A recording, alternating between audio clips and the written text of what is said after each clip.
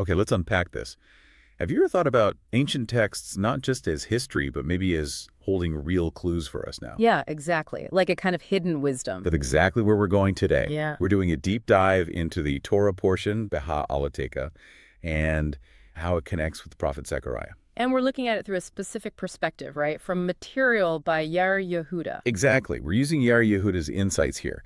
The mission is, well, to see what these readings can tell us about the big stuff. Like destiny, unity. Yeah, and maybe how we actually overcome major challenges, trying to get some shortcuts to understanding these really deep concepts. And Yair Yehuda starts with this really interesting frame. He basically puts forward that the whole Hebrew Bible points towards this destiny he calls at one. At one, okay. And our journey, our whole history, according to this view, is about how we get to that state of at one. So it's the destination and the path. Precisely. And he argues these specific readings, BeHaAlotcha and Zechariah, they offer some crucial clues about what that path really looks like. Okay, so he sets up this big idea at one, and then uses the text to sort of map it out. Let's jump right in then. Where does Yair Yehuda take us first in the Torah reading? He goes to this really fascinating bit in Numbers, chapter 10, verses 35 and 36. Ah, the one sometimes called the book within our book. That's the one. It stands out because, well, it literally stands out in the scroll. How so? It's marked off by these upside-down Hebrew letters, the letter Nun pronounced Nun, one before, one after. Upside down Nunam. All Okay. right. And this visual cue, it's unique. It signals that this small passage is like its own distinct thing, maybe even a separate book nestled inside Numbers. It definitely highlights its importance. So what's actually written in this special little section? It's short but powerful. It gives us the exact words Moses would say whenever the Ark of the Covenant moved. The ark, symbolizing God's presence. Exactly. So when the ark set out, Moses would say, "Advance, O Hashem. May your enemies be scattered, and may your foes flee before your face." Wow. And Okay. then when it stopped, when it rested, he'd say, "Return, O Hashem, the myriads of thousands of Israel." Scattering enemies when moving, gathering presence when resting. That's potent stuff. It really is. And Yair Yehuda looks at that first part, "May your foes flee before your face."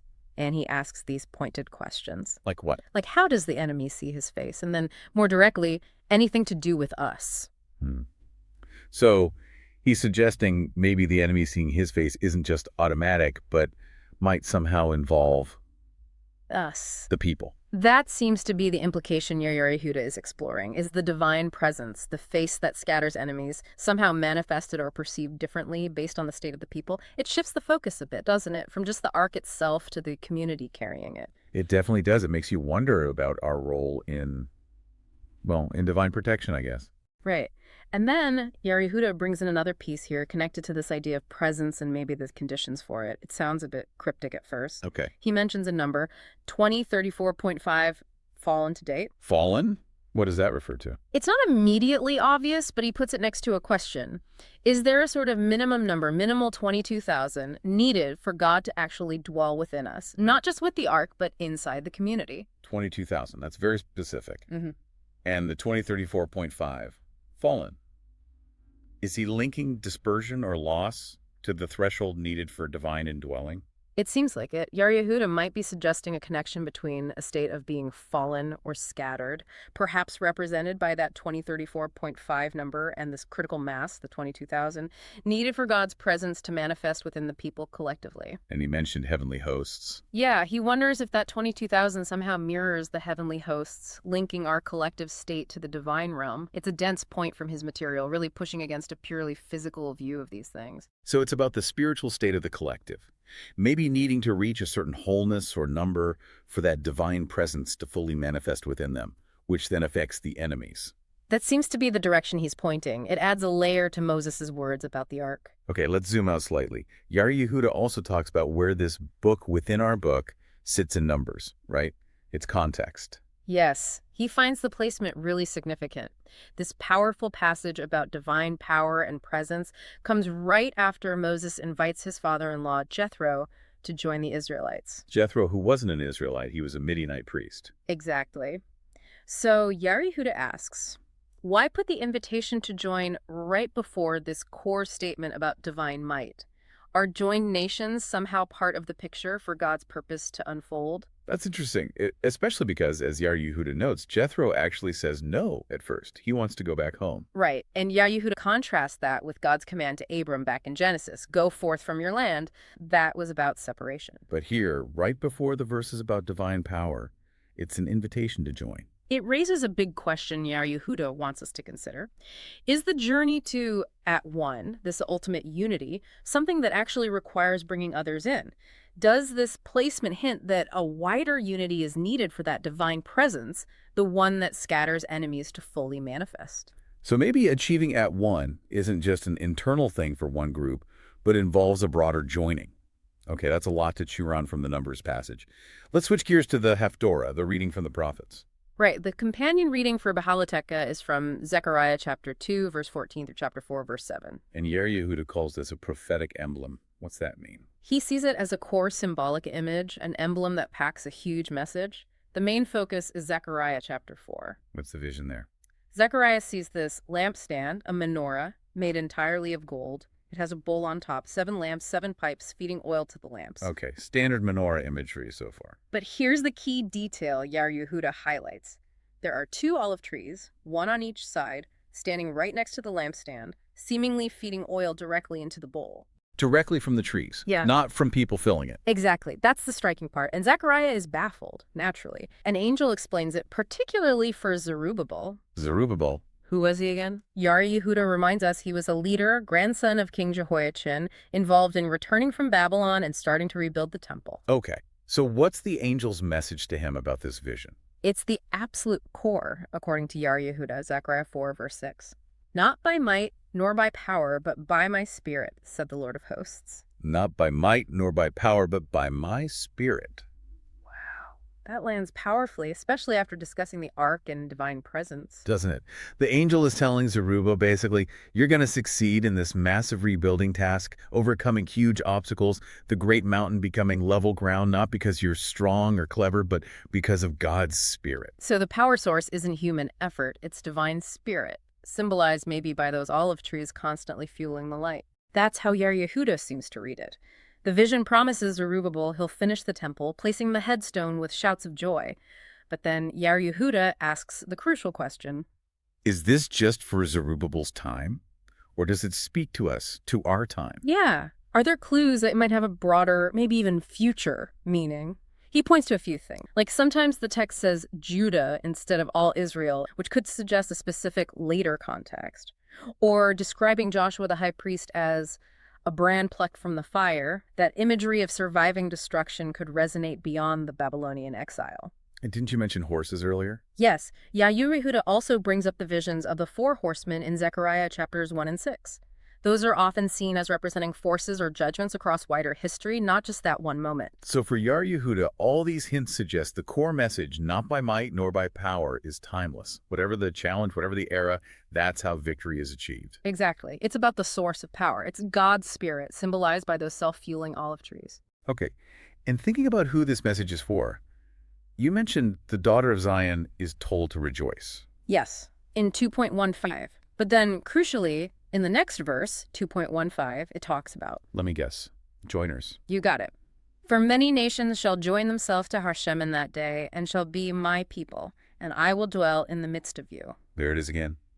The joining of nations, just like the Jethro invitation context in Numbers, Yar Yehuda must really emphasize this connection. He absolutely does. It links the historical situation in Numbers with this future prophetic vision, he asks. What's promised here? Well, that nations will join, God will dwell within them. Right. Dwelling within, again, echoing that potential 22,000 threshold idea from Numbers. Jerusalem chosen again, and the result. The world will recognize God's hand. It paints a picture where achieving at one involves divine indwelling and has this universal scope, drawing nations in. It connects everything back together. And didn't Yar Yehuda add a sort of modern-day footnote about this? Something about a menorah being ready? Yeah, it's an interesting aside he includes. He mentions a figure, Joseph Hazarafati, connected to a Kabbalistic manuscript, the Cervera, and then notes that the Temple Institute in Jerusalem today has actually constructed a menorah, presumably ready for a future temple context. So he's drawing a line from the ancient vision through mystical interpretations right up to a tangible object existing now. It seems like it. It's a way Yehuda connects Zechariah's ancient emblem to something concrete, suggesting its potential relevance isn't just theoretical for some people today. Makes the prophecy feel very present. Okay. Let's try and tie all these threads together from Yehuda's perspective. We have Numbers 10, the book within a book, the ark, enemies scattered by God's face, the potential need for 22,000, all next to an invitation to join. Right. And then Zechariah's vision. The menorah fueled by olive trees, representing success, not by might nor by power, but by my spirit, leading to nations joining and God dwelling within. So how do these two pictures connect to that initial idea of achieving at one? The common thread Yehuda emphasizes is the source of power. In both cases, effective action scattering enemies, overcoming mountains, achieving unity comes from the divine, not from human strength alone. It's Hashem advancing in numbers. It's my spirit in Zechariah. Exactly. So, achieving at one, that state of ultimate unity and destiny, is fundamentally a spiritual project, according to this view. It depends on divine presence, access perhaps through spiritual alignment, and significantly through this joining dynamic. Which directly explains the not by might nor by power line. It's not about having the biggest army or the best strategy in conventional terms. Right. The power is God's presence leading the way, which then rests among the people. Yehuda uses this to pose some tough questions for us today. Like, what's the real key to winning the battles we face now? Are we focused on might and power, or are we seeking his spirit? And he brings up the role of the nations again, right? Mm-hmm. Does Israel's historical position, often being smaller or more vulnerable, actually emphasize this point?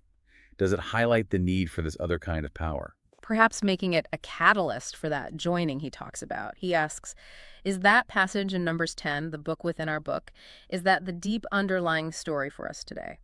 A template showing that real success requires shifting from human effort to divine presence, maybe facilitated by inclusion. And he links this to security too, doesn't he, with that Exodus reference? Yes, Exodus 34.22. The command to appear before God 3 times a year during the pilgrimage festivals. Yeah, and the promise attached. A stunning promise. No one will covet your land when you go up to do this. So the very act of connecting with divine presence brings physical security. It's a powerful reinforcement of the Zechariah message. True security isn't just walls or weapons. It's linked to spiritual connection, to being present with the divine. Yehuda ties that ancient command directly to a very practical outcome. Okay, so wrapping up this deep dive using Yehuda's material, we looked at that unique book within a book. In Numbers, the ark, the divine action. And then Zechariah's prophetic emblem, the menorah, the olive trees, and that core message, not by might nor by power, but by my spirit. And the big takeaway from Yehuda seems to be that the path to at one, to that ultimate destiny, is less about human muscle and more about spiritual alignment, making space for divine presence, and maybe embracing this idea of joined nations. Overcoming obstacles, achieving security. It's tied to God's spirit and action, a totally different way of thinking. It really flips the script on conventional ideas of strength. Yeah. Okay, here's a final thought, straight from Yehuda's points for you, the listener, to really chew on. Yeah. He gives us those numbers, 2034.5 fallen, and the minimal 22,000 needed for God to dwell within us. Think about that. What does it actually mean for God to dwell within a community? And how does this mysterious numbers connection challenge how we think about readiness, about community, about what it takes maybe to reach a tipping point for real transformation? What does this ancient framework suggest is the real currency of power and destiny? That's a deep one to ponder. Definitely something to keep thinking about, these connections between ancient texts and our modern challenges, and what not by might nor by power could truly mean.